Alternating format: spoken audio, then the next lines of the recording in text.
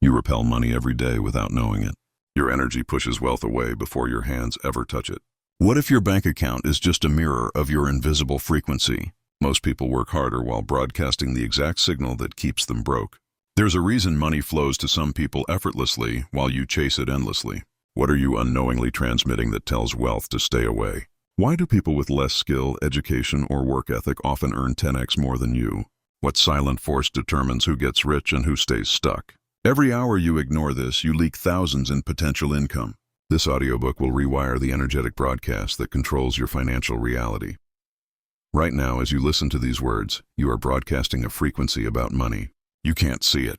You can't touch it. But it's as real as radio waves moving through the air around you.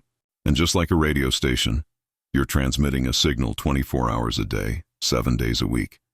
That signal is either magnetizing wealth toward you or repelling it with tremendous force.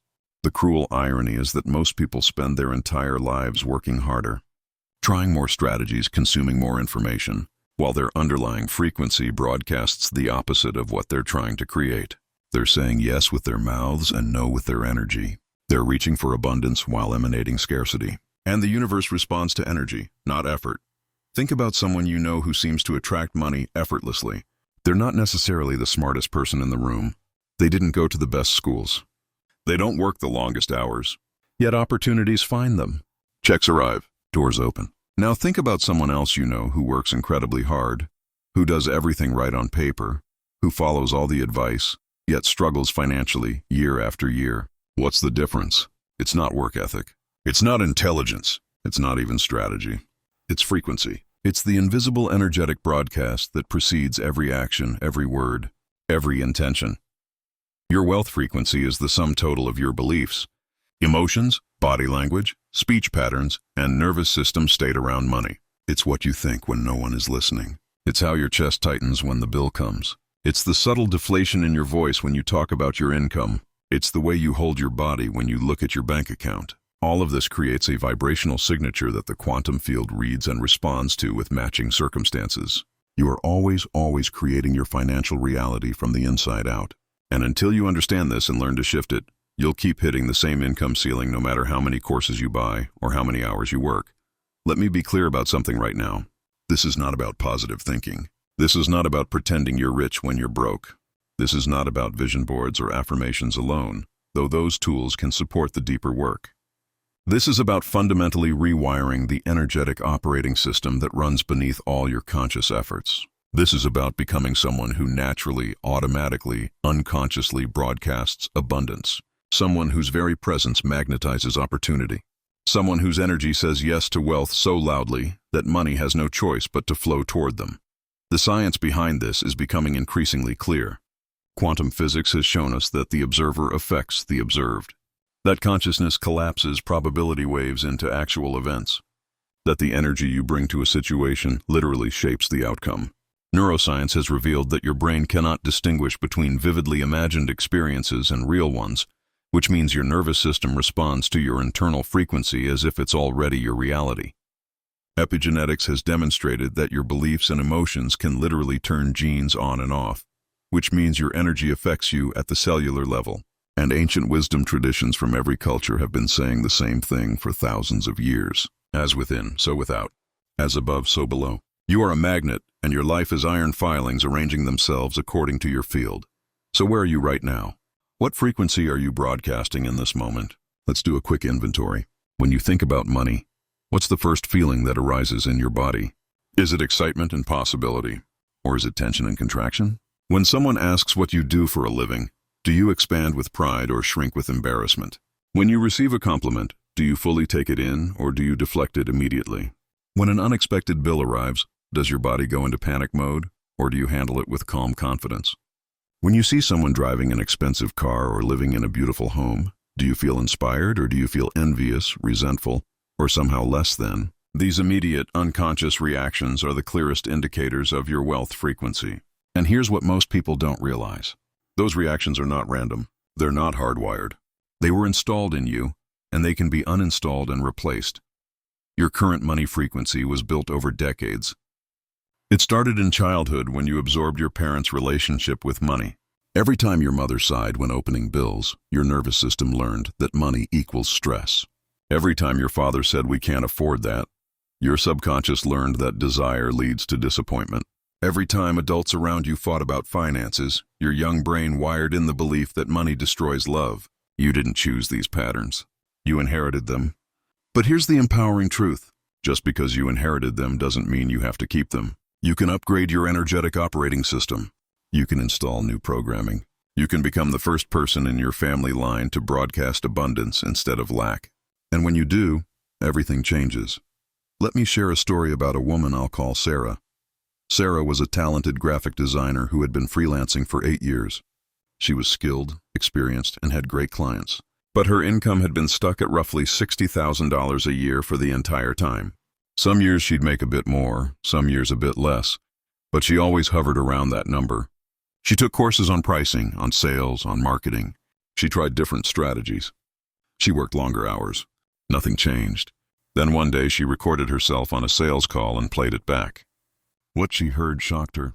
Every time she quoted her price, her voice went up at the end like she was asking a question.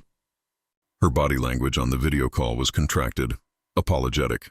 She was literally energetically asking permission to be paid. She was broadcasting, "I'm not sure I'm worth this," and her clients were receiving that signal loud and clear.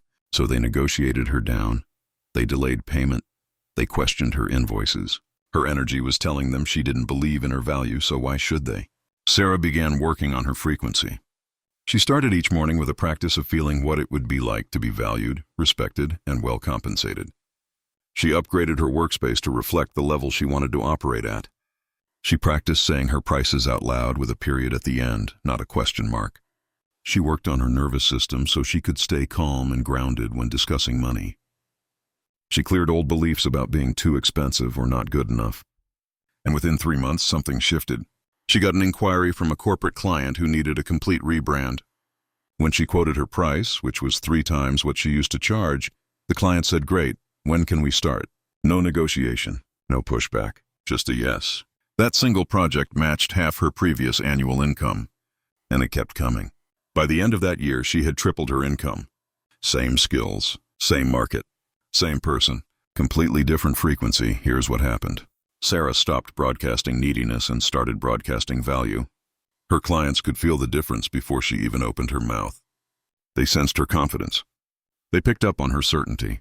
And because money flows toward energetic clarity and away from desperation, opportunities that had been locked out suddenly had access. This is not magic. This is physics. This is how energy works. And this is what becomes possible when you stop trying to convince the world of your worth and start embodying it so completely that your energy does the convincing for you. Now let's talk about the specific blocks that are keeping your frequency low. These are the invisible cages that limit your income no matter how hard you try to break through them. The first and most common is the shame frequency. Shame is one of the lowest vibrational states a human can experience, and most people carry massive amounts of it around money. Shame about not having enough. Shame about past financial mistakes. Shame about being behind where you think you should be. Shame about your family's socioeconomic status. Shame about wanting money in the first place. This shame lives in your body like a heavy fog, and it broadcasts a signal that says, "I am not worthy of abundance." And the universe, which is infinitely responsive, says, "Okay, you're not worthy," and arranges circumstances to match that belief. Shame is insidious because it's often unconscious. You don't walk around thinking, "I'm ashamed of my financial situation," but your body knows, your nervous system knows, and it leaks out in 1,000 subtle ways. The way you avoid looking at your bank balance, the way you make yourself small in conversations about money, the way you over-explain or over-justify purchases, the way you can't quite make eye contact when discussing your prices or salary. All of this is shame broadcasting, and it creates an energetic force field that repels prosperity. People can sense it even if they don't consciously recognize what they're sensing, and they respond accordingly. They offer you less. They question your value. They assume you'll accept lower terms, not because they're malicious, but because your energy is telling them that's what you expect and believe you deserve. The second major block is ancestral money trauma. This is a big one, and most people have no idea it's operating. Your grandparents and great-grandparents lived through wars, depressions, famines, and profound scarcity. Those survival experiences created deep neural patterns around money that were passed down through generations, not just through stories and behaviors, but literally through your DNA. Epigenetic research shows that traumatic experiences can be inherited biologically. Your grandmother's terror during the Great Depression can live in your nervous system right now, making you hoard, fear risk, and expect financial disaster even though you've never personally experienced poverty. This is why you can have plenty of money in the bank and still feel terrified it will all disappear. It's not your fear, it's your lineage speaking through you. Until you recognize and clear this ancestral patterning, you'll keep unconsciously playing out your family's money story. You'll sabotage yourself at the same income level your parents hit. You'll experience the same boom and bust cycles your grandparents did. You'll feel guilty making more than your siblings or more than your father ever made, and that guilt will create unconscious behaviors that keep you small. This is loyalty to family trauma, and it's one of the most powerful blocks to wealth that exists. Breaking free requires you to consciously honor your ancestors' struggles while choosing a different path. It requires you to say, I love you, I respect what you survived, and I'm going to create something different. Not better than you, just different. And that takes tremendous courage because it means stepping out of the tribal story and writing a new one. The third block is the worthiness wound. This is the deeply embedded belief that you are inherently not enough, that you don't deserve good things, that if you had abundance, you wouldn't know what to do with it or you'd somehow mess it up. This wound usually forms in childhood through criticism, comparison, or conditional love. Maybe you learned that love and approval had to be earned through achievement. Maybe you were compared to a more successful sibling. Maybe you internalized the message that you were too much or not enough in some fundamental way. Whatever the origin, the result is the same. You walk through life with an unconscious belief that you are unworthy of having your needs met easily, that you have to struggle to deserve anything, that suffering is somehow noble or necessary. And this belief creates a frequency that actively pushes away ease, flow, and abundance. People with a worthiness wound often work incredibly hard. They're overgivers. They prove their value through exhaustion, but no amount of external achievement can fill an internal void. So they keep striving, keep pushing, keep trying to earn their worth, and the universe keeps reflecting back exactly what they believe. You have to work hard. Nothing comes easy. You're not quite there yet. And the money they do make, they often sabotage or give away because deep down, they don't believe they deserve to keep it. This is why lottery winners often go broke. It's not about the money. It's about the frequency. If your internal frequency says I'm not worthy, your external reality will find a way to match that, no matter how much money comes in. Another massive block is resentment toward the wealthy. If you have any part of you that judges rich people, that sees them as greedy or corrupt or less spiritual, you are energetically rejecting wealth. You're creating an association that says money makes you bad, and since you don't want to be bad, you unconsciously keep money away. This is incredibly common, especially among creative, spiritual, or service-oriented people. There's often an unexamined belief that being broke makes you more authentic or more pure, that wanting money is shallow, that wealthy people got there by exploiting others. These beliefs create an energetic firewall between you and abundance. You literally cannot allow in what you judge and resent. It's energetically impossible. The truth is that money is neutral. It's energy. It amplifies what's already there. If you're generous when you're broke, you'll be generous when you're rich. If you're selfish when you're broke, you'll be selfish when you're rich. Money doesn't change character. It reveals it. But as long as you're unconsciously villainizing wealth, you will never allow yourself to fully claim it. You'll get close and then sabotage. You'll make it and then lose it. You'll have opportunities and then mysteriously find reasons not to take them. Your conscious mind says you want wealth, but your unconscious mind is protecting you from becoming something you've judged as wrong. This block must be dissolved completely if you want to open the floodgates of abundance. Then there's the overgiving trap. This is particularly common among women and people in helping professions. You give endlessly to others. You overdeliver. You undercharge. You rescue people. You put everyone's needs before your own. And while generosity is beautiful, giving without boundaries is not generosity. It's self-abandonment, and it broadcasts a frequency that says my needs don't matter. I am here to serve others at my own expense. The universe hears that and sends you more opportunities to give yourself away while receiving very little in return. You attract takers. You attract people who undervalue you. You attract situations where you're expected to do more for less. And you wonder why you're exhausted and broke despite working so hard and helping so many people. True generosity flows from overflow. It's giving because you're full, not giving to feel worthy or needed or loved. When you give from depletion, you're not actually helping anyone. You're modeling martyrdom. You're teaching others that your energy and time have no value. And you're training your own nervous system to associate service with suffering. This creates a vicious cycle where the more you give, the less you receive, which makes you feel more unworthy, which makes you give even more to prove your value. Breaking this pattern requires you to radically prioritize your own needs and resources first, to fill your own cup before offering it to others, to set clear boundaries and charge what you're worth without apology. This feels selfish at first because you've been conditioned to equate self-sacrifice with virtue, but it's actually the most loving thing you can do, both for yourself and for the people you serve. Every single one of these blocks creates a specific energetic signature that repels money. And here's the thing. You likely have multiple blocks running simultaneously, all interacting and reinforcing each other.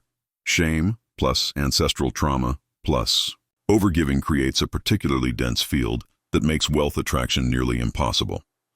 The good news is that these blocks can be identified, cleared, and replaced. You don't have to spend decades in therapy to shift them. You don't have to relive every childhood wound. You just have to bring conscious awareness to the patterns, feel the emotions that are stuck in your body, and deliberately choose a new frequency. This is the work. This is what changes everything. So how do you actually clear these blocks? How do you remove years or even decades of poverty consciousness from your energetic field? The first step is acknowledgement. You have to be willing to look directly at what's there without judgment or shame. This requires radical honesty. Most people avoid this step because it's uncomfortable to admit how much resistance they have to wealth, how much they judge money, how unworthy they feel, how much they resent people who have what they want. But you cannot change what you refuse to see. So you start by simply witnessing your own patterns with curiosity rather than criticism. You notice when shame arises. You feel where it lives in your body. You track the thought patterns that accompany it. You become a neutral observer of your own frequency. The second step is release. This is where somatic work becomes essential because these blocks are not just mental. They're stored in your tissues, your nervous system, your cellular memory. You can't think your way out of them. You have to feel your way through them. This means allowing yourself to experience the emotions you've been avoiding. The grief about financial struggle, the anger about feeling stuck, the fear about your future, the shame about your past. These emotions are energy in motion. And when you let them move through you instead of suppressing them, they release their hold on your nervous system. You can do this through breath work, through movement, through sound, through tears, through whatever modality helps you access and express what's been locked inside. One powerful practice is to sit quietly and ask your body where it's holding financial fear or shame. Then place your hands on that area and breathe into it. Let it speak. What does it want to tell you? What is it? A simple reprogramming practice is to spend 5 minutes each morning imagining in vivid detail what it feels like to have more than enough. Not just visualizing it like watching a movie, but actually generating the felt sense in your body. What does your breath feel like when you're financially free? How do you hold your posture? What's the quality of ease in your shoulders and jaw? Where do you feel expansion? Let your body learn this frequency. Let your nervous system practice holding it. Do this daily until it becomes more familiar than the old pattern of contraction and fear.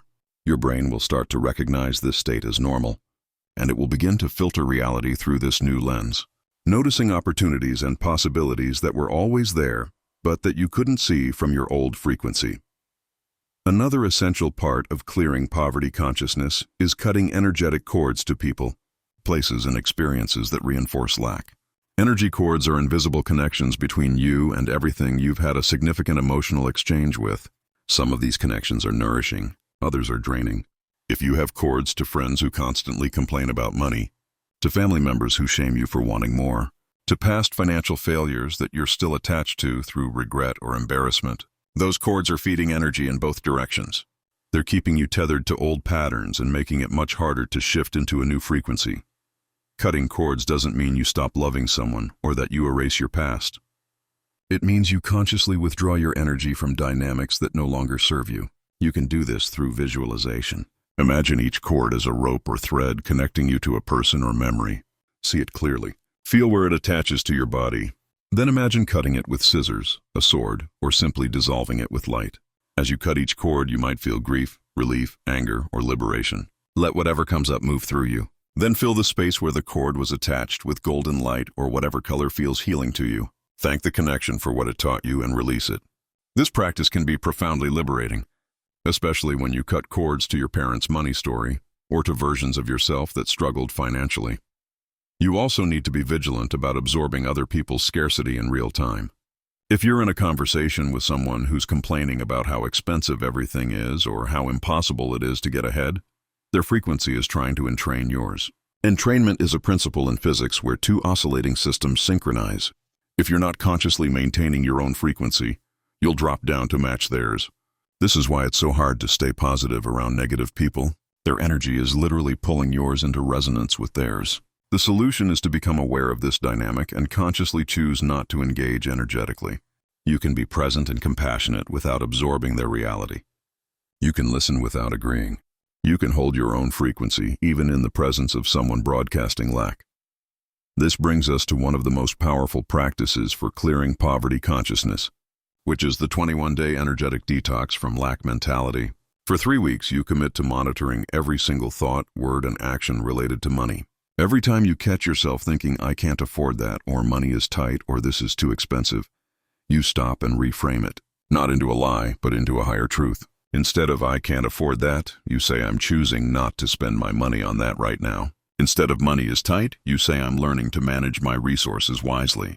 Instead of this is too expensive, you say this is outside my budget at this moment, but I'm open to creative solutions. These might seem like small semantic differences, but language shapes reality. The words you use program your subconscious, and your subconscious creates your frequency. During this detox, you also abstain from complaining about money, from gossiping about other people's finances, from consuming media that glorifies struggle or demonizes wealth. You curate your environment ruthlessly. You protect your frequency the way you'd protect a newborn baby, because that's essentially what you're doing. You're birthing a new energetic identity, and it needs a clean, supportive environment to grow strong. This is not about denial or bypassing. If you're genuinely in a hard financial situation, you still deal with it. You still take practical action. But you do it from a place of empowerment rather than victimhood. You handle challenges while maintaining the internal frequency of someone who knows they're moving toward abundance, not spiraling into lack. By the end of 21 days, something profound happens. Your default frequency shifts. The old patterns of lack thinking become foreign to you. You notice them immediately when they arise, and you can course correct in real time. Your nervous system starts to trust that you're serious about this new identity. And external circumstances begin to shift in response. Small things at first, an unexpected refund, a client who pays early, a friend who picks up the check. These are the universe testing your new frequency, seeing if you can receive without defaulting back to scarcity. If you can stay open and grateful instead of contracting into skepticism or fear that it won't last, more comes. The flow increases, the opportunities expand, and you start to experience firsthand that your energy really does determine your financial reality. Now let's talk about embodiment, because this is where most people who try to shift their money mindset fail. They do the affirmations. They make the vision boards. They think positive thoughts, but they never actually embody the frequency of wealth. Embodiment is not pretending. It's not fake it till you make it. It's not buying things you can't afford to look successful. Embodiment is the practice of becoming energetically congruent with the reality you're calling in. It's closing the gap between who you are and who you need to be to hold that level of wealth. And it happens in your body, not just in your mind. Think about someone who is genuinely wealthy, not just in money, but in energy. How do they move through the world? There's a quality of ease, of groundedness, of confidence without arrogance. They don't rush. They don't apologize for taking up space. They trust that their needs will be met. They expect good treatment. They're comfortable with silence. They can hear no without collapsing. They make decisions without agonizing. They're generous without keeping score. This is not about personality. Introverts and extroverts can both embody wealth. This is about an internal state of security and sufficiency that broadcasts outward through 1,000 microsignals that other people pick up on unconsciously. When you embody wealth, people respond to you differently. They take you more seriously. They offer you better terms. They want to do business with you. They value your time. They're less likely to waste your energy with nonsense. Why? Because your energy is communicating, I know my worth, and it's high. And most people unconsciously defer to however you price yourself energetically. If you carry yourself like you're worth $1 million, people will treat you accordingly, even if you currently have $100 in your account. If you carry yourself like you're worth nothing, people will treat you accordingly, even if you have $1 million in your account. This is why some broke people command respect while some wealthy people get walked all over. It's not about the money. It's about the frequency. So how do you embody wealth when you're not there yet externally? You start by feeling it internally. What does wealth feel like in your body? Not what does it look like, but what does it feel like? For most people, wealth feels like relaxation, like a deep exhale, like softness in the belly and openness in the chest, like having options, like being unhurried, like trusting that everything will work out. You can practice generating this feeling right now, in this moment, regardless of your bank balance. Close your eyes if you're in a safe space to do so. Take a deep breath, and just for the next 60 seconds, allow yourself to feel what it would be like if all your financial stress was gone. If you knew with absolute certainty that you'd always have more than enough. How would your body feel? What would shift in your posture, your breath, your facial expression? Don't think about it. Feel it. Let your body experience the state of having already arrived. This is not delusion. This is training. You're teaching your nervous system the frequency of wealth so it can start broadcasting that signal consistently. Your body doesn't know the difference between imagined and real experiences when they're vividly felt. So when you practice feeling wealthy, your nervous system starts to believe you are wealthy, and it adjusts your behavior accordingly. You make different choices. You speak differently. You carry yourself differently, and the world responds to that shift. This is how embodiment works. You're not pretending to be something you're not. You're accessing a potential that already exists within you and practicing it until it becomes your natural state. Another aspect of embodiment is upgrading your environment and presentation to match your desired frequency. This is where people often misunderstand and think they need to spend money they don't have on luxury items. That's not it. You don't need designer clothes or a fancy car. You need congruence. You need your external environment to support rather than contradict your internal frequency. If you're trying to embody wealth but you're living in chaos and clutter, surrounded by broken things and mess, your environment is broadcasting lack. Your nervous system is receiving constant signals that you don't value beauty, order, or quality. And that makes it nearly impossible to hold a high frequency. Start small. Clear the clutter. Fix what's broken. Create one beautiful corner in your home that feels abundant. Maybe it's a clean desk with fresh flowers. Maybe it's a comfortable chair by a window with good light. Maybe it's a kitchen table that's always clear and inviting. It doesn't matter what it is. What matters is that you create at least one space that energetically communicates, I am worthy of beauty and order. Then spend time in that space. Let your nervous system absorb the frequency it represents. Over time, expand that energy to the rest of your environment. You'll be amazed at how much your external circumstances shift when your immediate environment reflects the frequency you're cultivating. The same principle applies to how you dress and present yourself. You don't need expensive clothes, but you need to dress like someone who values themselves. Like someone who expects to be taken seriously. Like someone who believes they belong in the rooms they're entering. This might mean upgrading from sweatpants to jeans when you work from home. Or getting your clothes tailored so they fit well. Or wearing one piece of jewelry that makes you feel elegant or powerful. Small shifts that signal to your own nervous system and to everyone you encounter that you see yourself as valuable. This is not about impressing others.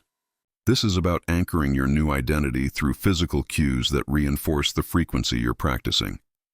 Language is another key aspect of embodiment.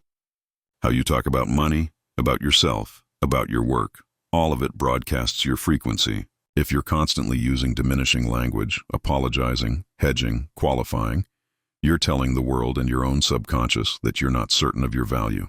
Practice speaking about money and about your worth with clarity and confidence. Instead of I'm not sure if this is too much, but maybe around this range, you say my rate is X. Period. No apology. No negotiation in your tone. Just a clear statement of fact. Instead of "I'm just a freelancer" or "I'm just starting out," you say "I'm a graphic designer" or "I run a consulting business." The word "just" is almost always a diminisher. Remove it from your vocabulary when describing yourself or your work. Also pay attention to how you respond to compliments or opportunities. If someone praises your work and you immediately deflect with "oh, it was nothing" or "anyone could have done that," you're training yourself and the other person to minimize your value. Practice receiving compliments with a simple thank you and a pause. Let it land. Let yourself actually take in the appreciation. This feels vulnerable at first because you're allowing yourself to be seen and valued without immediately giving the credit away or making yourself smaller. But this is exactly the skill you need to develop to receive wealth. Money is energy flowing toward you, and if you deflect it the way you deflect compliments, you'll stay broke no matter how hard you work. Embodiment also means managing your nervous system so it can handle the reality you're calling in. This is critical and often overlooked. Your nervous system has a set point for how much activation it can tolerate. When good things happen that exceed that set point, your system goes into overwhelm and initiates shutdown or sabotage behaviors to bring you back down to the familiar range. This is why people win the lottery and go broke. Why someone gets a huge promotion and then has a breakdown. Why you finally land a big client and then suddenly get sick or make a mistake that costs you the deal. It's not bad luck. It's your nervous system protecting you from an experience it perceives as too much. Too fast. If you want to hold more wealth, you have to expand your nervous system's capacity to handle higher levels of energy, responsibility, visibility, and success without freaking out. This is somatic work. It involves practices that teach your body that it's safe to feel good, that it's safe to be seen, that it's safe to have your needs met, that it's safe to be powerful. For many people, especially those with trauma histories, these states actually feel dangerous. Feeling good makes them vulnerable to disappointment. Being seen makes them a target for criticism. Having needs met feels like they'll be taken away. Being powerful feels like they'll be punished. These are deep survival patterns, and they will sabotage your success unless you directly address them. One powerful practice for expanding your nervous system capacity is called pendulation. This is a technique where you consciously move back and forth between activation and settling. You let yourself feel the excitement or fear or energy of a breakthrough, and then you consciously soothe yourself back to baseline. Then you let the activation come again, and you settle again. Over time, this teaches your system that it can handle intensity without getting stuck there or collapsing. It builds resilience and flexibility. You can do this with breath. Breathe in slowly for a count of 4, activating your system gently. Hold for 4. Then exhale slowly for 6 or 8, allowing your system to settle. Repeat this cycle. You're literally training your nervous system to expand its range. Another essential practice is grounding. When opportunities or money or success come in, the tendency is to get excited and float up into fantasy or planning or anxiety about losing it. This takes you out of your body and makes you unstable.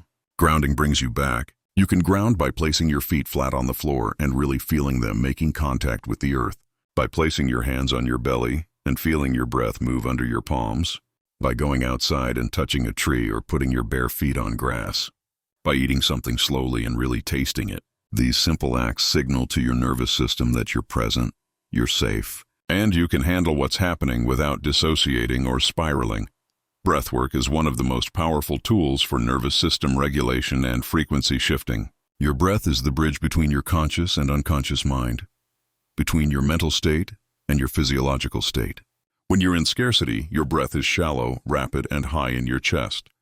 This signals to your body that you're in danger, which triggers stress hormones, which narrows your perception and makes you more reactive. When you're in abundance, your breath is deep, slow, and low in your belly. This signals safety, which triggers relaxation hormones, which expands your perception and makes you more receptive. You can consciously shift your state in real time by changing your breath. A simple abundance breath practice goes like this. Sit comfortably with your spine straight. Place one hand on your heart and one on your belly.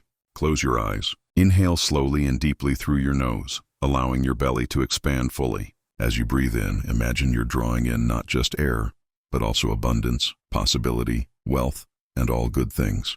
Feel your chest and belly expand with this incoming energy. Hold the breath gently for a moment at the top, really feeling the fullness. Then exhale slowly through your mouth, and as you do, release any contraction, fear, or scarcity. Let it all go. Imagine it leaving your body like dark smoke. Pause at the bottom of the exhale in the empty space. Then begin again. Do this for 10 cycles or for 5 to 10 minutes. This practice resets your nervous system and tunes you into an abundance frequency that you can then carry into your day. Now let's talk about the daily practices that keep your frequency high and magnetic. Because shifting your energy is not a one-time event. It's a lifestyle. It's a commitment to tending your internal state the way you'd tend a garden. Every day you're either feeding the frequency of abundance or the frequency of lack.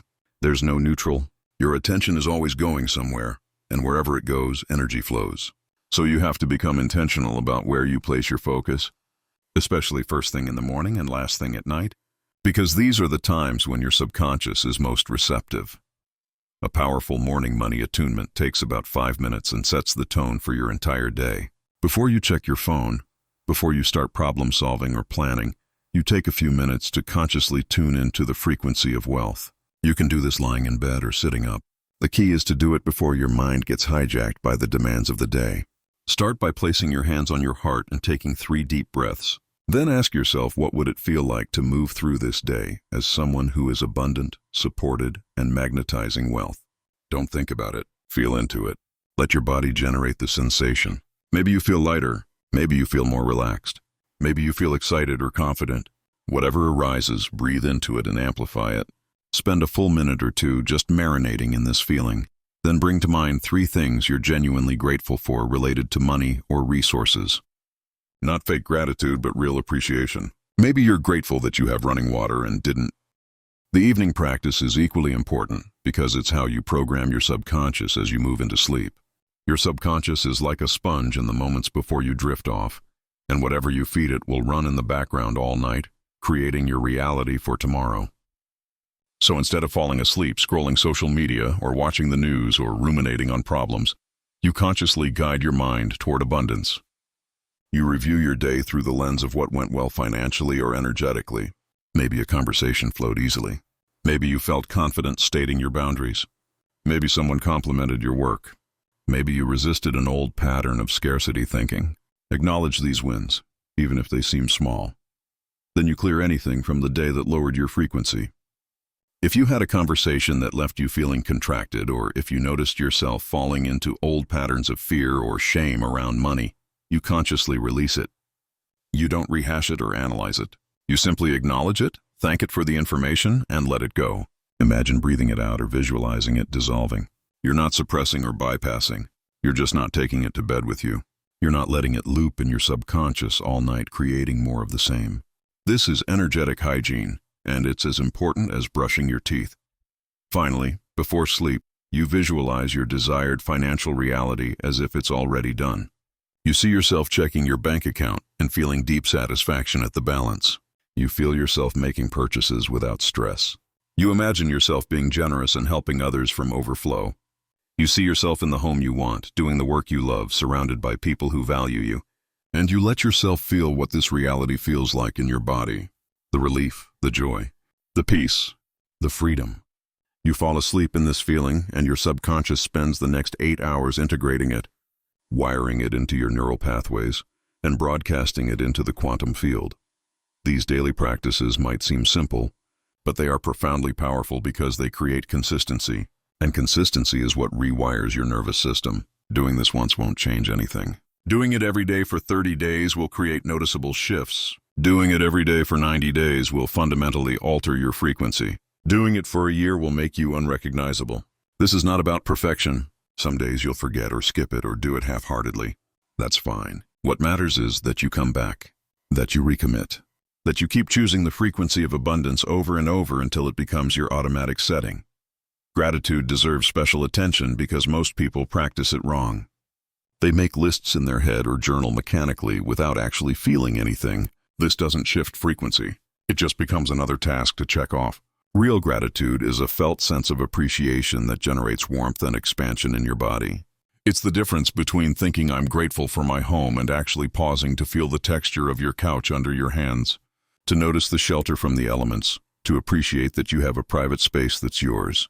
That's when gratitude becomes magnetic, when it's a somatic experience, not just a cognitive exercise.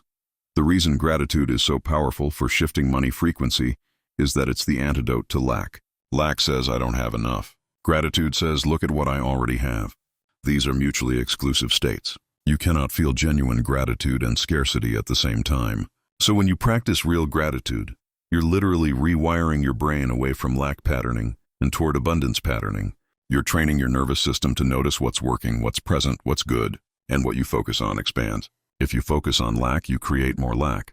If you focus on sufficiency and appreciation, you create more of that. Try this right now. Look around wherever you are and find one thing you're genuinely grateful for. Really look at it. Notice the details. Touch it if you can. And let yourself feel appreciation for it. Maybe it's a cup of coffee that someone grew, harvested, processed, and shipped so you could enjoy it. Maybe it's a piece of clothing that keeps you warm. Maybe it's a window that lets in light. Whatever it is, spend 30 seconds really feeling grateful for it. Notice what happens in your body. Does your chest open? Does your breath deepen? Does your face soften? That's the frequency of abundance. That's what you're cultivating. And the more you practice accessing this state, the more it becomes your baseline.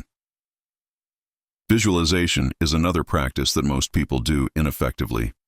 They visualize from their head, watching themselves like a movie, but staying disconnected from the experience. Effective visualization is immersive and felt. You're not watching yourself be wealthy. You're stepping into the experience of wealth from the inside. You're seeing through your own eyes, feeling sensations in your body, hearing sounds, noticing details. This engages your nervous system completely and tricks your brain into thinking the experience is real, which creates the neural pathways and emotional states that match that reality. Here's a short visualization you can do anytime. Close your eyes and imagine it's 1 year from today. You've been living in financial abundance for the past year. You're waking up in the morning. What's the first thing you notice? Maybe it's the quality of light in your bedroom. Maybe it's the softness of your sheets. Maybe it's the absence of that familiar knot of financial anxiety in your stomach. You sit up and stretch. How does your body feel? Probably more relaxed, more energized, more at ease. You get up and move through your morning. What's your environment like? Who's there with you? What are you doing? Don't just see it. Feel it, hear it, smell it. Make it as vivid as possible. At some point in this imagined day, you check your bank account. You see a number that makes you smile. What number is that? How does it feel in your body to see that balance? Let yourself really experience the satisfaction, the relief, the pride, whatever comes up. Then you go about your day. Maybe you're working, but it's work you love. Maybe you're making a purchase without stress. Maybe you're helping someone from a place of overflow. The details don't matter as much as the feeling. You want to generate the somatic experience of living in abundance. The peace, the confidence, the freedom, the joy. Spend a few minutes in this felt experience. Then gently bring your awareness back to the present moment. When you open your eyes, carry that frequency with you. This kind of visualization is not escapism. It's neural programming. Every time you do it, you're strengthening the pathways in your brain that correspond to wealth consciousness. You're teaching your nervous system what abundance feels like so it can recognize and move toward it in real life. You're also broadcasting a clear signal to the quantum field about the reality you're calling in. This is not woo-woo. This is how manifestation actually works. You align your internal frequency with your desired external reality, and then you take inspired action from that aligned state. The universe responds to the clarity and consistency of your signal. Now let's address one of the biggest mistakes people make when trying to shift their wealth frequency. They confuse desperate action with inspired action. They think they need to work harder, do more, hustle constantly. And while action is absolutely necessary, the energy behind the action determines the result. Action taken from desperation, from fear, from "I have to make this work or else," carries a frequency of lack that repels the very thing you're trying to attract. It's like running towards someone while energetically pushing them away. The universe doesn't respond to your actions. It responds to your energy. And desperate energy broadcasts, "I don't have. I'm not enough, I'm afraid," which creates more circumstances that match that frequency. Inspired action feels completely different in your body. It arises from intuition, from excitement, from a sense of rightness. It doesn't feel heavy or forced. It feels like flow, like you're being pulled forward rather than pushing yourself. There's effort involved, yes, but it's joyful effort, not grinding survival effort. When you're taking inspired action, time often seems to bend. Hours pass quickly because you're absorbed in what you're doing. Obstacles seem to dissolve or you find creative solutions easily. People and resources show up right when you need them. This is what happens when your action is aligned with your frequency. You're not trying to force an outcome. You're allowing yourself to be moved by the energy of abundance itself. So how do you know if your action is desperate or inspired? Check your body. Desperate action comes with tension, contraction, anxiety, a sense of grasping or forcing.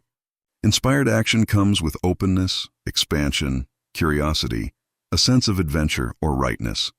Desperate action feels like I have to do this or something bad will happen. Inspired action feels like I'm excited to do this and I trust it will work out. Desperate action exhausts you. Inspired action energizes you even if it's challenging. Desperate action leads to burnout. Inspired action leads to breakthroughs. Start paying attention to the quality of energy behind your actions and you'll quickly see the difference. Let me tell you about a man I'll call David. David was a real estate agent who worked constantly. 12-hour days, weekends, always prospecting, always networking, always pushing. He was exhausted and his income was decent but plateaued.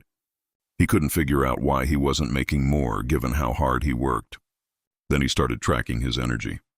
He realized that most of his action was coming from fear. Fear that he wouldn't hit his numbers. Fear that other agents were getting ahead of him. Fear that his family would be disappointed if he didn't provide. This fear was broadcasting constantly and potential clients were sensing it. They felt the desperation in his follow-up calls. They picked up on the neediness in his pitch. And they either chose other agents or disappeared. David decided to try something radical. He cut his working hours in half. He committed to only taking action that felt inspired, that came from genuine excitement or intuition rather than fear. At first, this was terrifying. He was convinced his income would crash. But the opposite happened. Within a month, he closed 2 deals that came to him through unexpected referrals. Within 3 months, he was making more money working 20 hours a week than he had been making working 60 hours a week. What changed? His energy.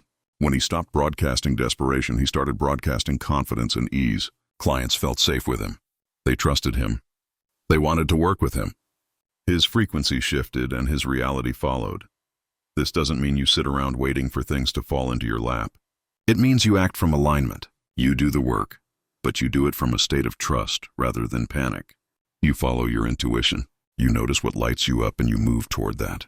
You pay attention to synchronicities and opportunities that seem to appear out of nowhere and you act on them. You let go of controlling exactly how things will unfold, and you stay open to the path that's trying to emerge. This is the dance between inspired action and divine timing. You show up, you do your part, and you trust the universe to do its part. One of the hardest things about this is learning to rest without guilt. We live in a culture that glorifies constant productivity and equates rest with laziness. But energetically, rest is often when the real work happens.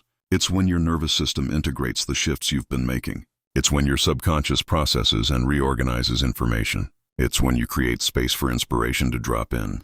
Some of the biggest financial breakthroughs I've seen people have came right after a period of rest or spaciousness, not after more grinding.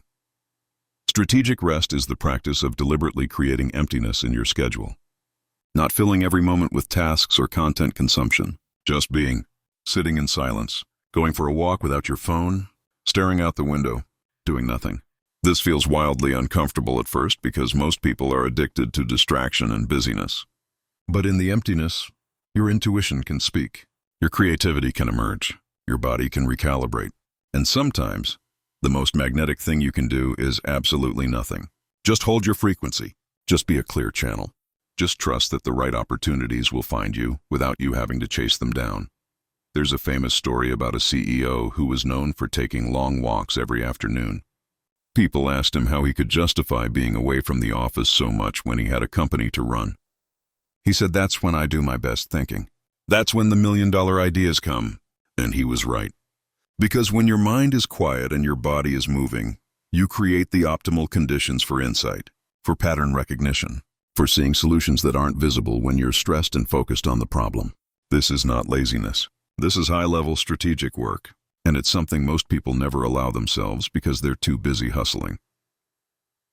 Another critical distinction is between action taken from overflow versus action taken from lack. When you're in overflow, you give, create, and act because you're full, and it feels good to express. You're not trying to get anything. You're offering from abundance. When you're in lack, you give, create, and act because you're trying to earn, prove, or acquire something. You're coming from a deficit, trying to fill it through external means. The energy is completely different, and people can feel it. Overflow is magnetic. Lack is repellent.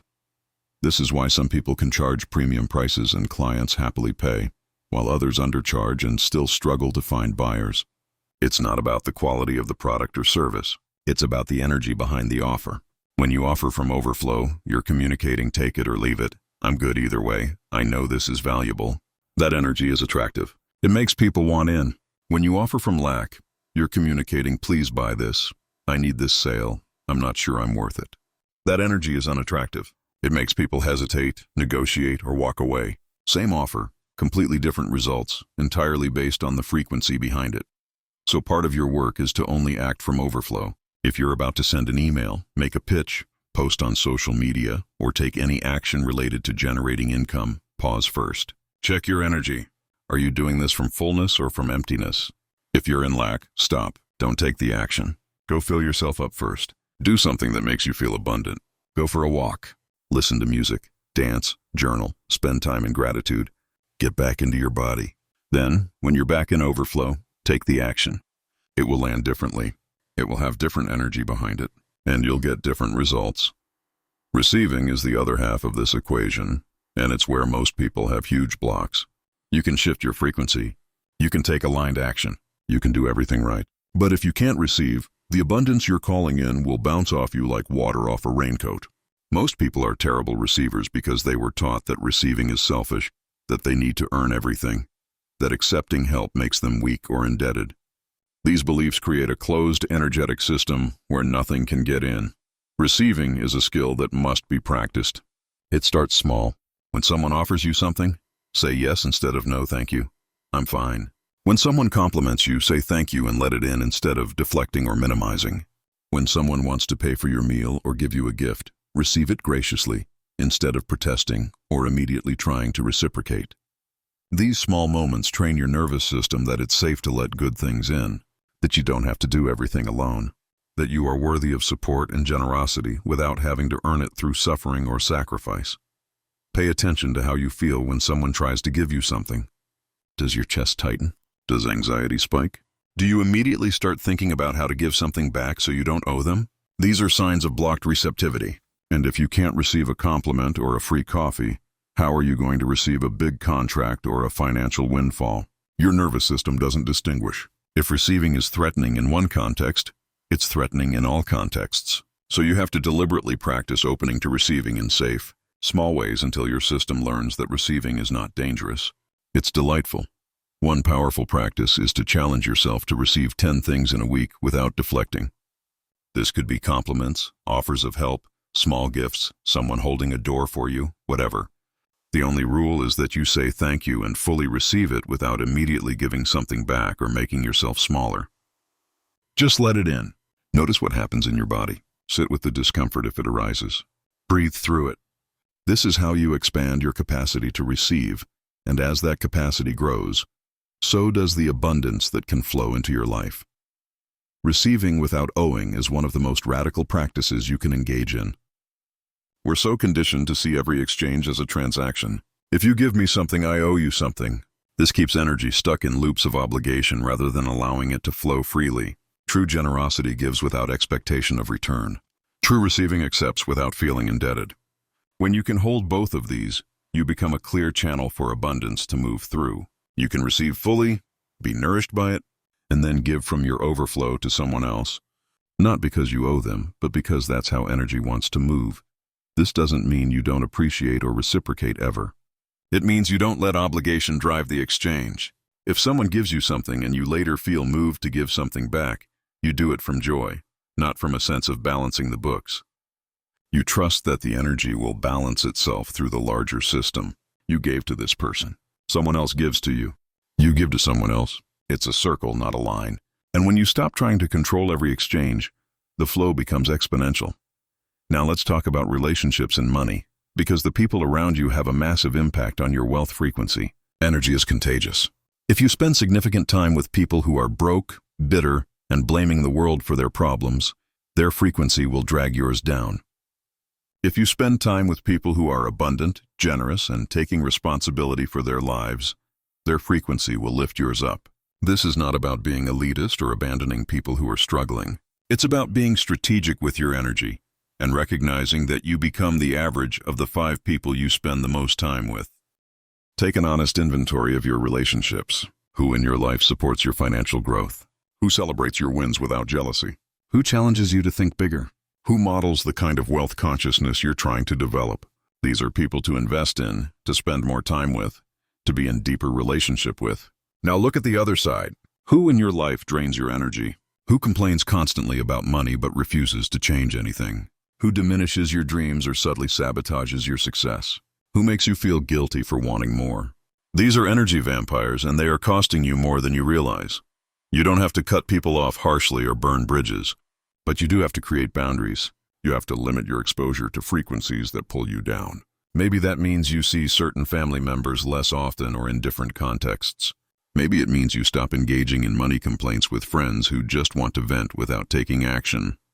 Maybe it means you lovingly distance yourself from people who are comfortable in lack and want you to stay there with them. This is not cruel. This is self-preservation. You cannot lift others up by staying at their level. You lift them by rising yourself and offering a different possibility through your example. At the same time, you need to actively seek out and cultivate relationships with people who are where you want to be or who are moving in that direction. This might mean joining a mastermind group, hiring a coach, attending networking events in industries you want to break into, putting yourself in rooms where the average income is higher than yours. This feels uncomfortable at first. You might feel like you don't belong. You might feel intimidated. Good. That discomfort is your system stretching into a new level. Sit in that discomfort. Let yourself be the least successful person in the room for a while. Listen, observe, absorb the frequency. Notice how these people think, talk, and make decisions. Let their energy entrain yours upward. The mastermind effect is real. When you surround yourself with people who think bigger than you do, who expect more than you do, who take bigger action than you do, it rewires your nervous system. What seemed impossible starts to seem possible. What seemed like a huge risk starts to seem reasonable. Your sense of what's normal expands, and that expansion is what allows you to step into a higher level of wealth. You cannot become what you cannot see. If everyone around you is broke, that's your reference point for normal. If people around you are thriving, that becomes your new normal. Choose your references wisely. There's often a grief process that happens when you start to shift your frequency and realize that some relationships aren't going to make the journey with you. People you've been close to for years might not understand the changes you're making. They might feel threatened by your growth. They might unconsciously try to pull you back to the familiar level. This is painful, but it's also part of the process. Not everyone is meant to go with you to the next level. Some people are in your life for a season, and that season might be ending. Honor what the relationship was. Thank them for what they brought, and let yourself move forward without guilt.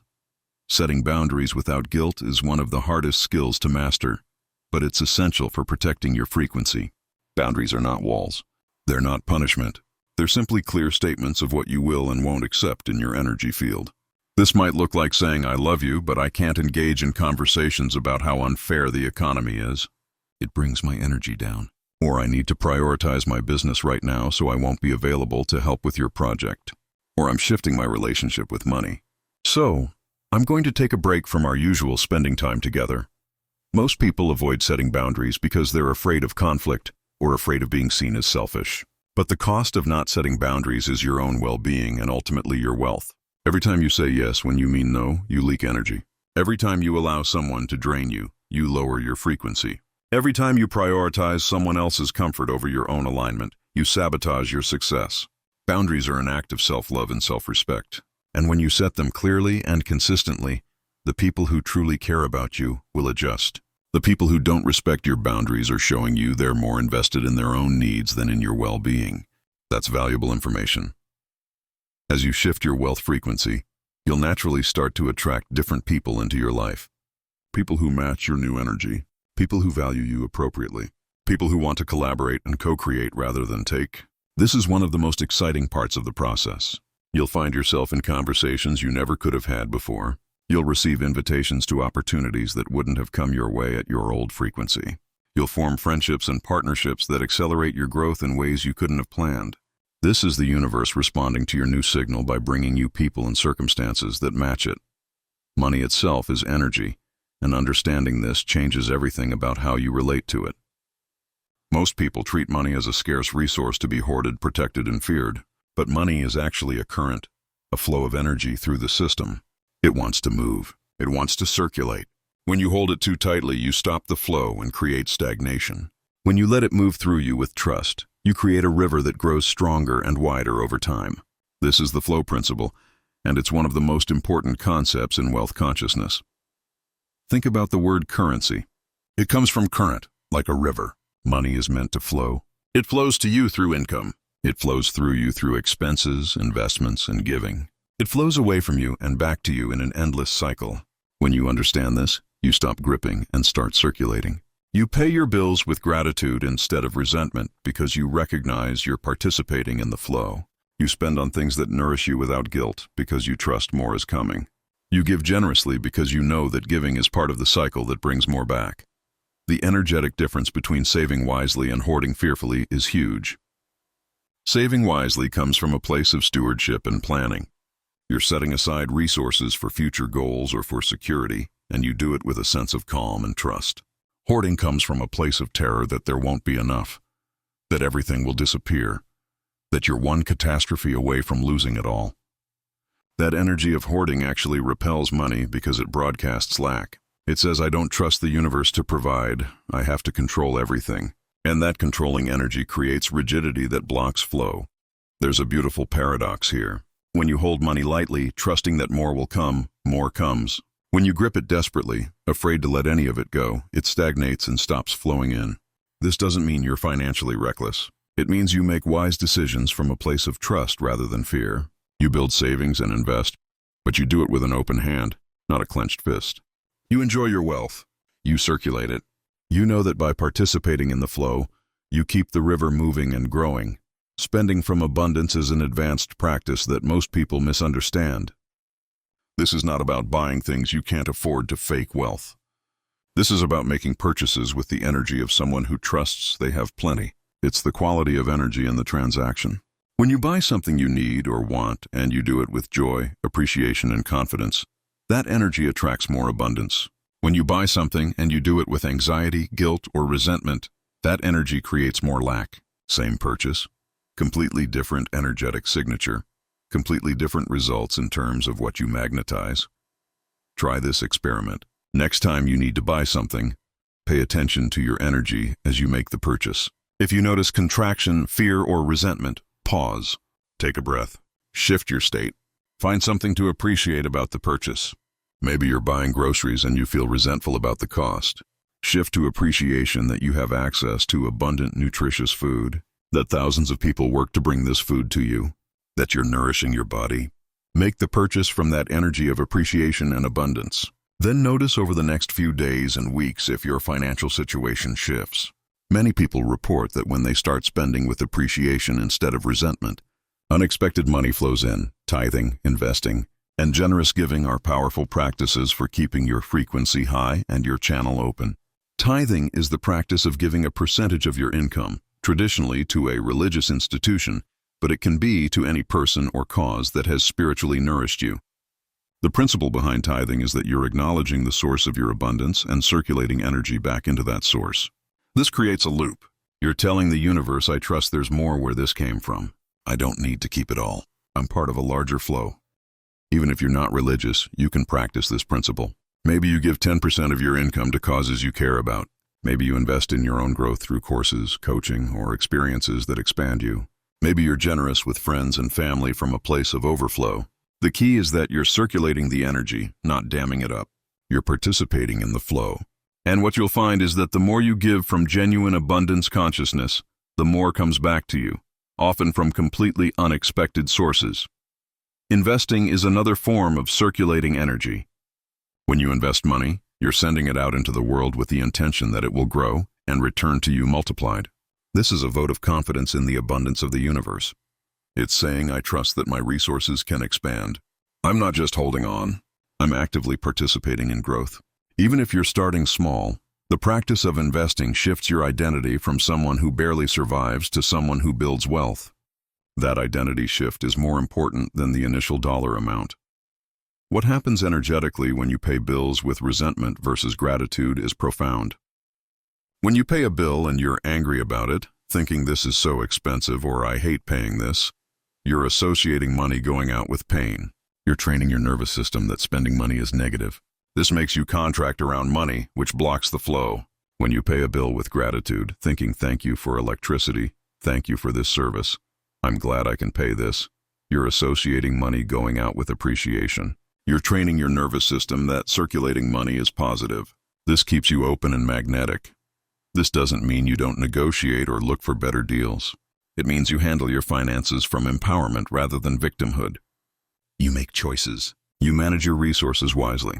But you do it all with an underlying frequency of trust and appreciation rather than fear and resentment. This single shift can completely transform your financial reality because it changes the energy you're broadcasting every single time money moves through your life. The prosperity loop is the cycle of giving, receiving, circulating, and expanding. You receive abundance. You feel grateful. You circulate some of it through spending, giving, and investing. That circulation creates space for more to come in. You receive even more. You give even more. The loop expands. This is how wealth builds momentum. But the loop only works if you're participating fully in every stage. If you block receiving, the loop breaks. If you hoard instead of circulating, the loop breaks. If you give resentfully instead of joyfully, the loop breaks.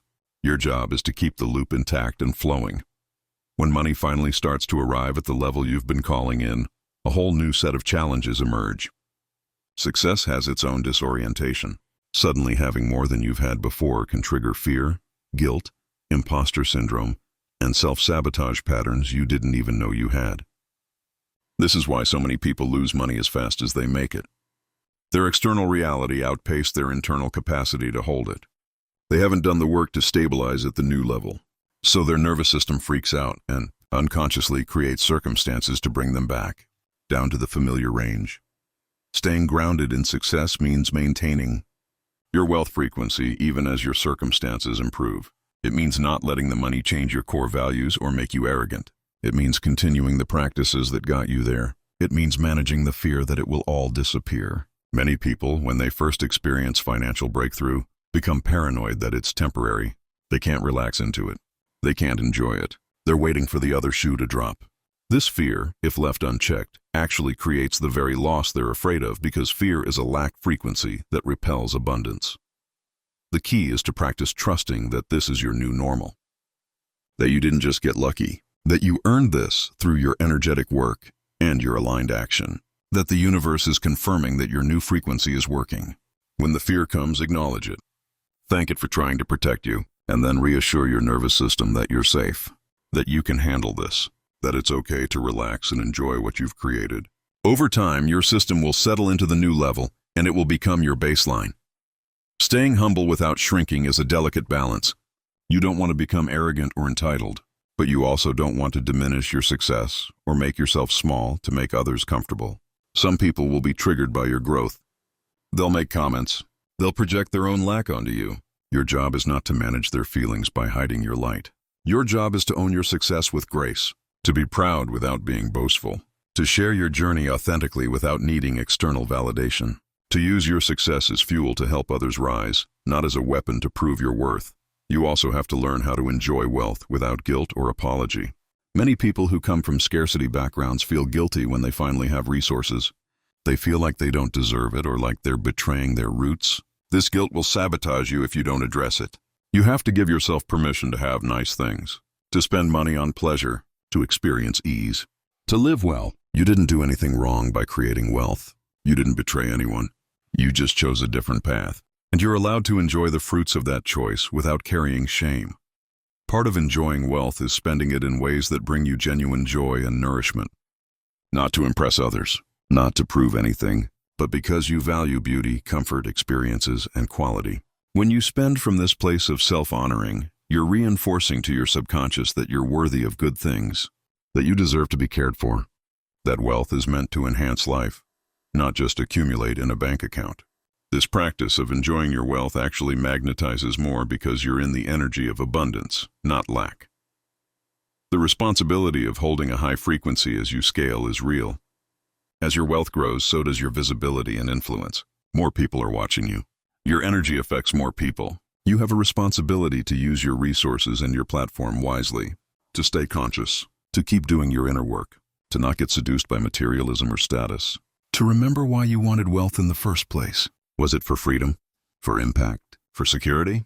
Keep that intention alive.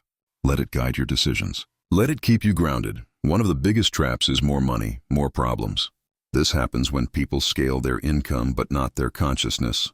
They make more, but they also spend more, often unconsciously trying to fill emotional voids with stuff. They acquire assets that require maintenance and management, creating stress. They attract people who want to take from them. They get caught up in keeping up with others at their new level. This is exhausting, and it's a distortion of what wealth is meant to provide. True wealth gives you freedom, ease, and options. If your wealth is creating more stress, something is misaligned. The solution is to scale consciously, to make intentional choices about how you expand your lifestyle, to say no to things that don't truly serve you even if you can afford them, to keep your life relatively simple and focused on what matters most, to not let your expenses bloat just because your income did, to maintain the practices that keep you grounded and connected to yourself. This is how you avoid the trap and actually enjoy the wealth you've worked so hard to create. You also need a wealth integration plan. This is a proactive strategy for what you'll do when the next level of income arrives. How will you manage it?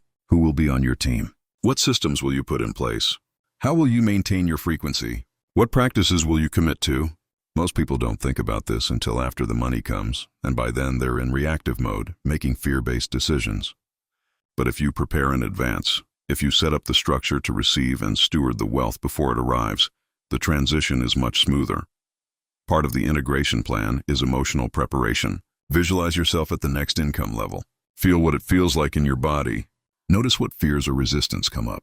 Work through those fears now, before you're dealing with the actual circumstances. This way, when the money comes, you're not blindsided by your own unconscious patterns. You've already metabolized the emotions. You've already expanded your nervous system capacity. You're ready. Let me share a story about a woman I'll call Maria. Maria was a life coach who had been building her practice for years. She made a comfortable living but had plateaued around $75,000 annually. Then she did the frequency work. She cleared her blocks. She embodied abundance. She practiced receiving. And suddenly, in the span of 3 months, her income tripled. She launched a program that sold out. She got corporate speaking gigs. Money was flowing in faster than she'd ever experienced. At first she was ecstatic, but then the fear set in. She started having panic attacks. She couldn't sleep. She kept checking her bank account to make sure the money was still there. She became paranoid about taxes, about people coming after her money, about it all disappearing. What was happening? Her external reality had shifted faster than her nervous system could integrate. She hadn't prepared emotionally for this level of success. Her system was in shock, and if she didn't course correct, she would have unconsciously sabotaged herself back down to the familiar range. So Maria worked with a somatic coach to help her nervous system catch up to her new reality. She did grounding practices daily. She practiced feeling safe with more money. She worked through the guilt and the fear. She reminded herself that she had earned this through her work and her frequency shift. Slowly, over a few months, her system stabilized. She stopped panicking. She started enjoying the abundance. And her income continued to grow because she was able to hold the frequency without sabotaging. This is why the integration work is so important. You have to expand your capacity to hold success. You have to become the person who can manage more money, more visibility, more responsibility, more energy moving through your system. This happens through practice, through somatic work, through support, through continuing the daily practices even when things are going well. Now let's talk about relapse-proofing your frequency shift. Because here's the truth. You're going to slip. You're going to have days or weeks where you fall back into old patterns of scarcity thinking. You're going to experience financial setbacks that trigger all your old fears. You're going to be around people who pull your frequency down. This is normal. This is part of the process. The question is not if you'll relapse, but how quickly you'll recognize it and course correct. The first step in relapse proofing is to become intimately familiar with your early warning signs. What are the first signals that you're slipping back into lack mentality? For some people, it's the quality of their inner dialogue. They notice they're talking to themselves more harshly, more critically. For others, it's physical.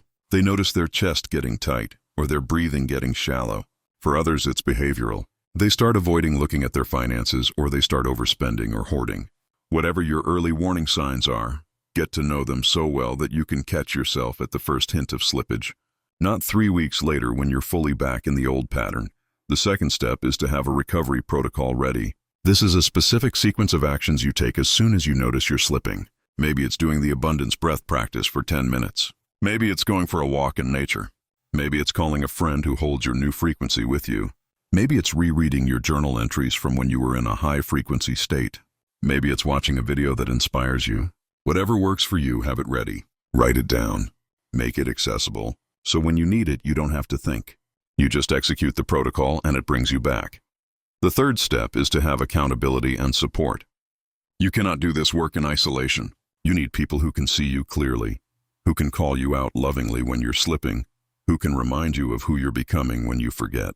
This might be a coach, a mastermind group, a friend who's also doing this work, a partner who's committed to your growth. Whoever it is, make sure they have permission to be honest with you, to tell you when your energy is off, to help you course correct before you spiral. Another key element of relapse proofing is building in regular frequency check-ins with yourself. Not just when you're in crisis, but proactively. Once a week, sit down and honestly assess your frequency. On a scale of 1 to 10, where are you? What's been pulling you down? What's been lifting you up? What do you need to adjust? This practice keeps you conscious and prevents unconscious drift back into old patterns. Most people only pay attention to their frequency when something goes wrong. But by then, it's much harder to course correct. Weekly check-ins allow you to make micro adjustments before they become major problems. You also need a plan for handling financial setbacks without losing your frequency, because setbacks will happen. A client might not pay. An investment might not pan out. An unexpected expense might hit. The old you would have collapsed into panic and scarcity. The new you needs a different response. When a setback happens, you acknowledge the disappointment. You feel the frustration. You don't bypass the emotion. But you don't let it take you out. You remind yourself that this is one event, not a pattern. That you have the skills and the frequency to create again. That setbacks are temporary and part of the journey. You look for the lesson. You course correct if needed. And you get back to your practices. This is resilience. This is what separates people who sustain wealth from people who lose it at the first challenge. Let me give you a 30-day micro-challenge protocol that will lock in your new frequency and make relapse much less likely. Each day has a specific focus and practice. You can repeat this cycle as many times as needed until the new frequency is completely stabilized. Day 1 is about awareness. Today you simply observe your thoughts, words, and behaviors around money without judgment. You're gathering data. Where is scarcity still showing up? Where is abundance already present? Write down everything you notice. This creates a baseline. Day 2 is the frequency audit. Using what you observed yesterday, you identify your 3 biggest frequency blocks right now. Maybe it's shame, maybe it's fear of visibility, maybe it's guilt about wanting more. Name them clearly. Day 3, you choose one block to work with and you do a somatic release practice. You sit with the block, feel where it lives in your body, breathe into it, let it express itself, and consciously release it through breath, movement, or sound. Day 4, you reprogram. You install a new belief to replace the old block. You write it down. You say it out loud. You practice feeling it in your body. You repeat it throughout the day. Day 5, you practice embodiment. You spend the entire day moving, speaking, and acting as if you already are the wealthy version of yourself. You notice how this changes your experience. Day 6 is about receiving. You challenge yourself to receive at least 5 things today without deflecting. Compliments, offers of help, whatever comes. You practice letting it in. Day 7 is gratitude immersion.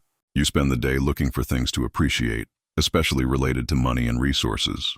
You feel the gratitude in your body. You let it expand. Day 8, you work with your environment. You clean, organize, and beautify one area of your space so it reflects abundance. You spend time in that space and let your nervous system absorb the frequency. Day 9 is language day. You pay attention to every word you say about money and yourself. You eliminate diminishing language. You practice speaking with confidence and clarity. Day 10, you practice the abundance breath for 20 minutes. You really let yourself drop into the frequency of wealth.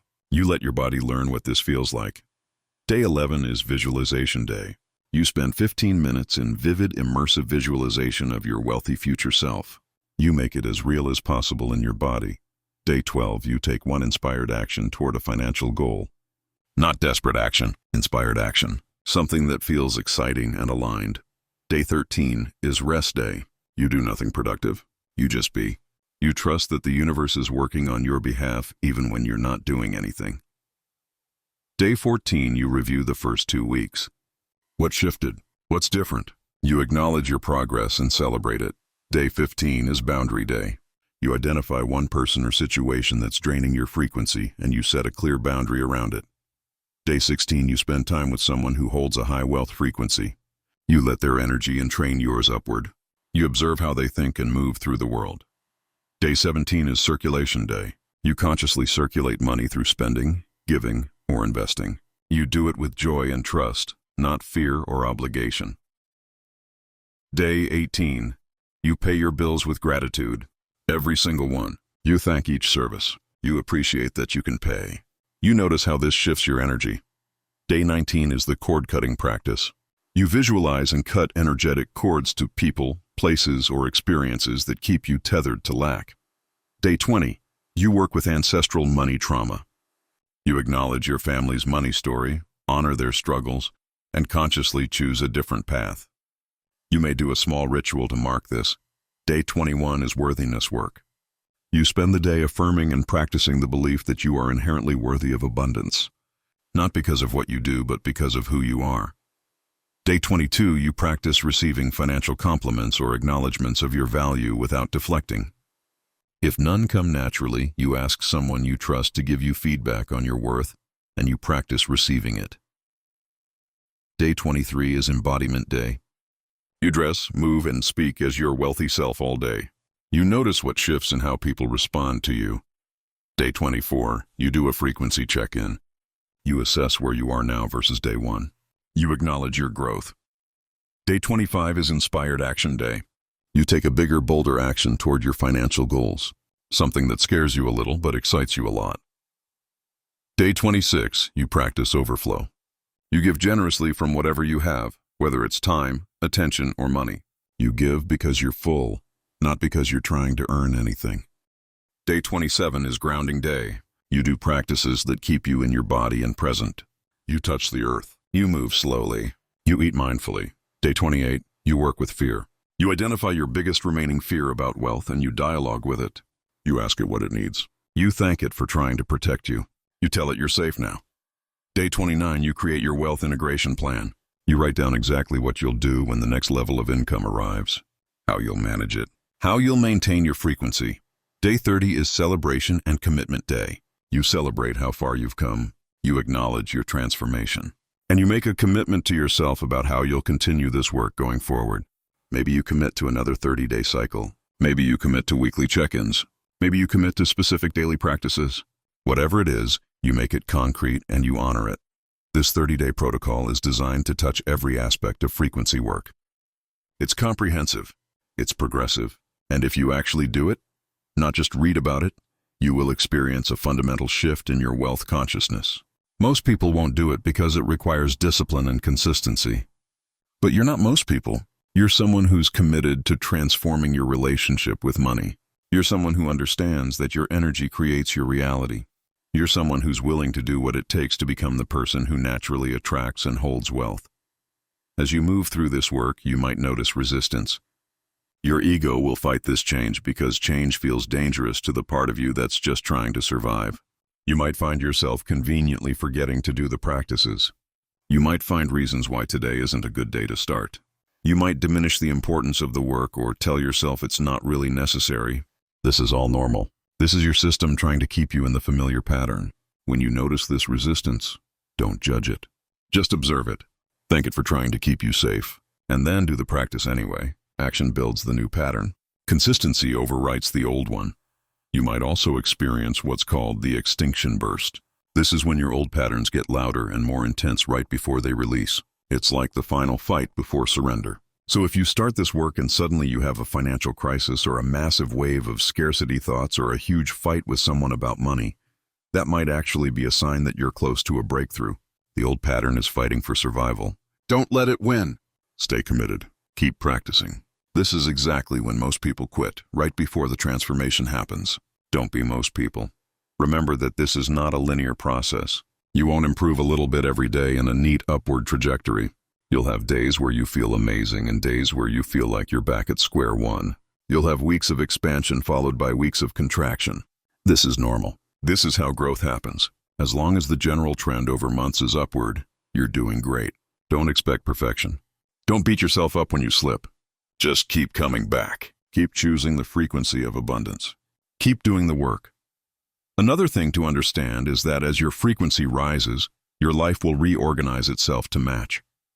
This can be disorienting and sometimes painful. Relationships that no longer match your frequency might fall away. Jobs or situations that kept you small might become intolerable. Old coping mechanisms might stop working. This is all part of the process. You're outgrowing your old life. You're making space for the new one. Trust the process even when it's uncomfortable. Trust that what's leaving needed to leave. Trust that what's coming is better aligned with who you're becoming. You're also going to notice that opportunities start showing up in unexpected ways. Maybe someone mentions a job opening casually in conversation. Maybe you get an email about a collaboration out of the blue. Maybe you overhear something that sparks an idea. These are not coincidences. This is the universe responding to your new frequency. Pay attention. Act on these nudges. This is how wealth flows in when you're in alignment. Not through forcing and grinding, but through synchronicity and flow. Living as wealth is not about the money in your account. It's about a permanent identity shift where abundance is simply who you are. It's moving through the world with the energy of someone who knows they're supported, valued, and resourced. It's trusting that your needs will always be met. It's expecting good things. It's feeling deserving of ease and beauty. It's being generous because you know there's plenty. This is not dependent on external circumstances. You can live as wealth with $100 in your pocket if you're holding the frequency of someone who knows more is always coming. This is the difference between a temporary win and a permanent shift. A temporary win is external. You make a bunch of money and then you lose it because your frequency didn't actually change. A permanent shift is internal. Your identity transforms. You become someone who naturally attracts and holds wealth because it's congruent with who you are at the deepest level. This is what all the work in this audiobook has been building toward. Not just a better bank balance, but a fundamentally different relationship with abundance where it flows to you and through you as naturally as breathing. How do you maintain this frequency through setbacks and dry seasons? Because those will come. Wealth consciousness doesn't mean nothing ever goes wrong or that income never dips. It means you don't let external circumstances determine your internal state. When a setback happens, you don't collapse into scarcity. You stay grounded in the truth that this is temporary, that you have the skills and the frequency to create again, that this is just a moment in time, not a reflection of your worth or your future. You feel the disappointment or frustration, but you don't let it take you out. You process the emotion, learn from the experience, and get back to your practices. Building a life structure that supports your wealth energy means creating routines, environments, and relationships that reinforce abundance consciousness. It means your mornings include practices that raise your frequency. Your workspace is clean and beautiful. Your social circle is positive and growth-oriented. Your media consumption is intentional and uplifting. Your schedule includes rest and play, not just work. Your physical health is a priority because your body is the vessel for your energy. All of these elements create a container that holds and amplifies your wealth frequency. Daily, weekly, and monthly practices keep you locked into abundance. Daily, you do your morning attunement and evening clearing. Weekly, you review your wins and course-correct anything that's lowering your frequency. Monthly, you reflect on your growth, celebrate your progress, and set intentions for the next phase. These rhythms create consistency, and consistency creates momentum. Over time, these practices become automatic. You don't have to think about them. They're just part of who you are, and that's when you know the shift is permanent. Teaching others what you've learned deepens your own magnetism.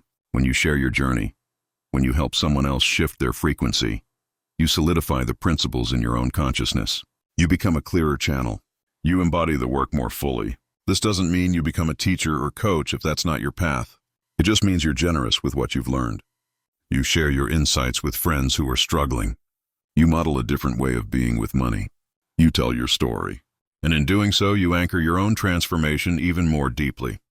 The legacy of wealth consciousness is something you pass on to the next generation. If you have children, the greatest gift you can give them is not money itself, but the frequency of abundance. Teaching them that they're worthy, that the world is abundant, that they can trust themselves and trust life. That money is a tool for good, not something to fear or worship. If you don't have children, your legacy is the impact you make, the people you help, the energy you leave in every room you enter. Wealth consciousness ripples out. It touches everyone around you, and it creates a field of possibility that others can step into.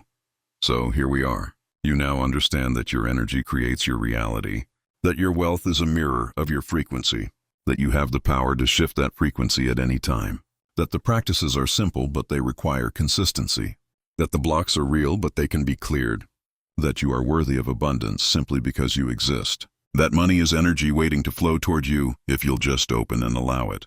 You have the tools, you have the knowledge, you have the practices. Now you just need to commit, to show up every day, to choose abundance over and over until it becomes your automatic setting. You are not the same person who started this audiobook. Something has shifted in you. Maybe it's subtle right now. Maybe it's a quiet knowing that things are about to change. Maybe it's a feeling of possibility you haven't felt in years. Maybe it's a willingness to try something different.